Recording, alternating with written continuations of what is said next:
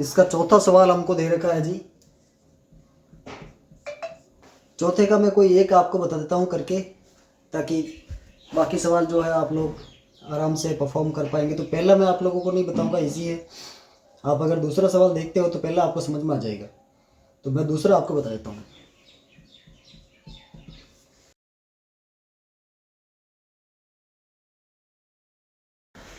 5 जो है 5/2 होता है और 7/2 होता है। तो ये समांतर श्रेणी तो बिल्कुल लग रही है। हम लोग इसको बताएंगे कैसे, ये इंपॉर्टेंट है। तो यहाँ हम सीधा बात करेंगे कि हमारे पास में सार्वंतर जो है वो A2 - A1 होता है। सार्वंतर भी नहीं, अब पहले एक बात कर लेते हैं कि A2 - A1 पता करते हैं क्या आंसर आता है। 5/2 - 2, एक करके एलसीएम लो, 2 1 जा 2, ये हो जाएंगे 5 - के 4, 2 2 जा 4, और 5 में से 4 गए तो इसका डी आ रहा है 1/2। तो A3 - A2 भी 1/2 ही आना चाहिए। तो इसको भी हम ट्राई कर लेते हैं। 3 - के 5/2, तो ये बराबर में 2 1 जा 2 और 6 - के 5, यानी यहाँ पर भी 1/2। इसी प्रकार से अगर आप A4 - A3 करते तो इसका भी आंसर जो है 1/2 ही आएगा। तो ये 2 1 जा 2, ये 7 - के 6, 2 3 जा 6, 3 2 जा 6, 1/2।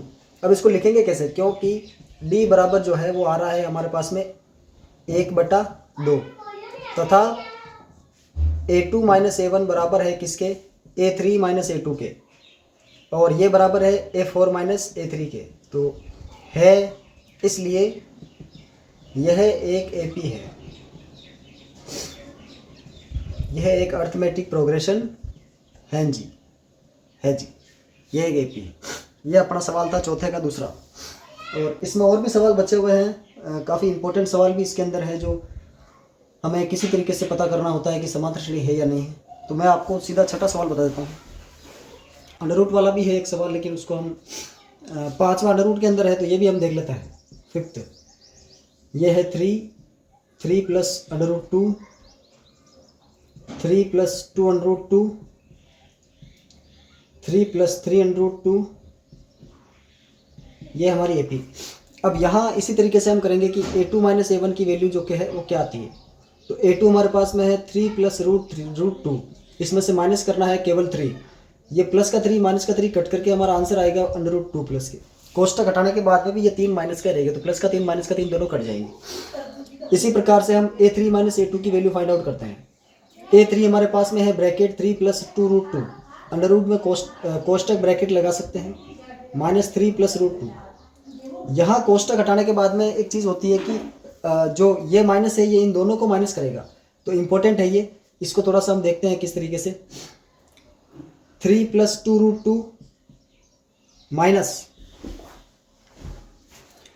ये कोष्टक हटाने के बाद में ये 3 माइनस का और ये √2 भी माइनस का, तो यहाँ 3 से 3 तो कट गया, 2 √2 में से 1 √2 माइनस हो गया, तो 1 √2 बचेगा। यानी यहाँ पर A3 - A2 की वैल्यू भी हमारे पास में √2 है।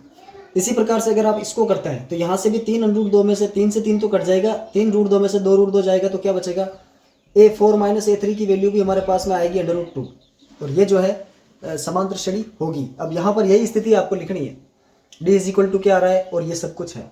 तो यहाँ पर ये लाइन आपको कॉपी करनी है। यह आपका 5वां, और इसी में जो है मैं आपको छठा भी यहाँ समझा देता हूँ।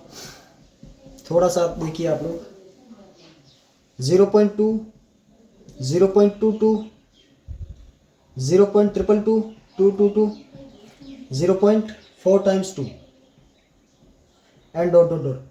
ये AP नहीं है, और हमें जो है किस प्रकार से हम इसको शो करेंगे, देखिए इसमें थोड़ा सा ही करना होता है। A2 - A1 की वैल्यू क्या आती है, 0.22 में से 0.2 माइनस करना है, तो एक्चुअली इसको 20 ही मान लीजिए आप। तो यहाँ पर आंसर क्या बचेगा, यहाँ बचेगा 20 में से 20 गए तो 2, तो इसका जो रिजल्ट आएगा वो आएगा 0.02।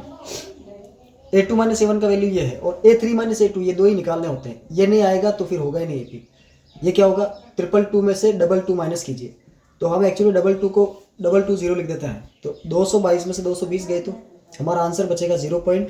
देखिए मैं आपको थोड़ा ये समझा देता हूँ, ये सवाल को टेक्निकली समझना ज़रूरी है, ताकि आप लोग जो है इसको कॉन्सेप्चुअली समझ पाए।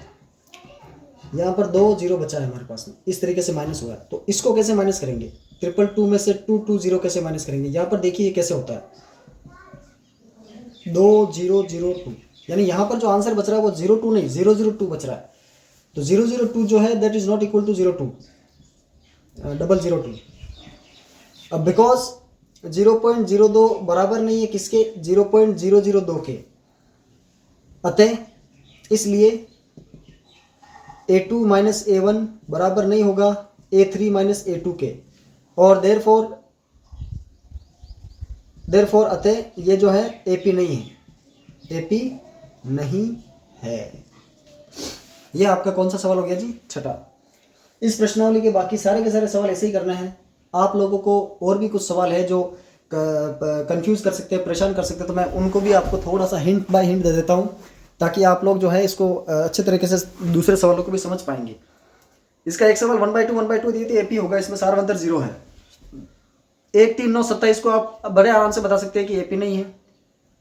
A2 A3 A4 को आप बड़े आराम से बता सकते हैं कि AP है, क्योंकि इसमें सभी में A बचेगा, सार्वंतर इनका A है।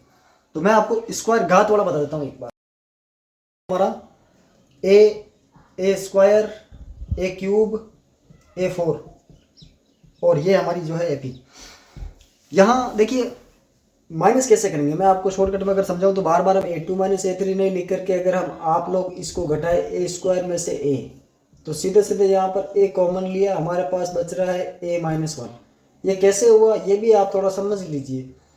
A कॉमन लेने पर यहाँ इसकी जगह A बचेगा, इसकी जगह A बाहर आ गया तो 1 बचेगा, यानी इसका जो आंसर है वो ये है।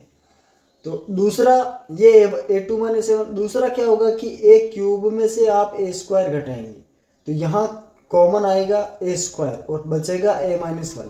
अब ब्रैकेट वाली संख्या तो सेम है, लेकिन सामने बाहर वाला जो है स्क्वायर हर बार बढ़ता जाएगा एक, तो ये दोनों सार्वंतर इनका डिफरेंस जो है बराबर नहीं है। तो यहाँ पर हम ये भी लिख सकते हैं कि A minus 1 is not equal to A square A minus 1।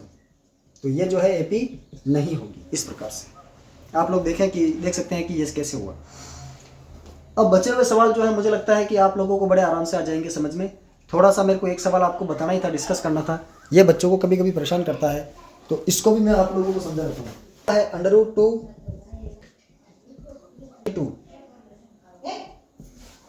ये इसको थोड़ा सरल करेंगे तो हमारे पास में क्या मिलेगा, आप 2 लाइन देखिए, इसकी 2 लाइन में आपको समझ में आ जाएगा। 8 को हम लिखेंगे 4 × 2, 18 को हम लिखेंगे 9 × 2, 32 को हम लिखेंगे 16 × 2।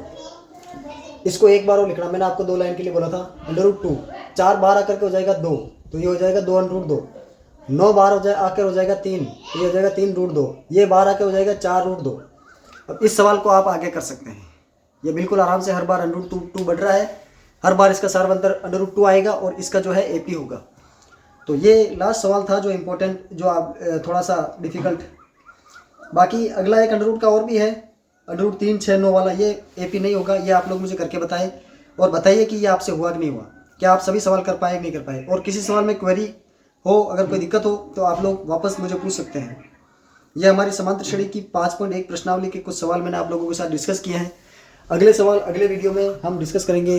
Keep watching and please